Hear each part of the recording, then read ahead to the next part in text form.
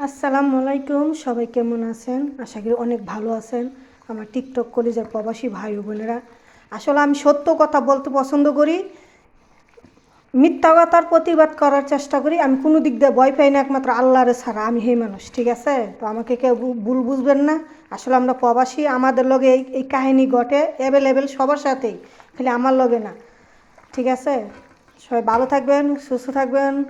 আসলে আজকে চিকেন পুরন এটা এখন মাখা মাখা করে থুয়ে দিব 10 মিনিট। 10 মিনিট পরে আমি পুরনের ভিতরে দিয়ে দিব 2টা মুরগি আর রুটি বানাবো। এখন আজকে এক হাতে মোবাইল ধরে লাগতেছি, তো আমার লগের জন্য একটু বাইরে গেছে বা নুয়াফা দুয়াফাল কী করে, আমি তো খানা বানাই, উনি সব দুয়া মিয়া রেডি করে লায়।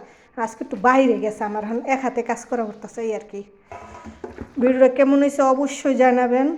আসলে সত্যর পথে চলবেন, সত্য কথা কইবেন, জেনেই থাকেন না কেন, কারোর ভয় পাইবেন না, একমাত্র আল্লাহর ছাড়া। আপনারা প্রবাসী সবাই অনেক কষ্ট, অনেক জটিল। টাকা পয়সা ছাড়া আপনারা কেউ ভালোবাসতো না, কেউ চিনবে না, এটা বাস্তবতা। টাকা টাকা থাকলে আপনার কাছে সবাই মামু খালু, এই আর কি।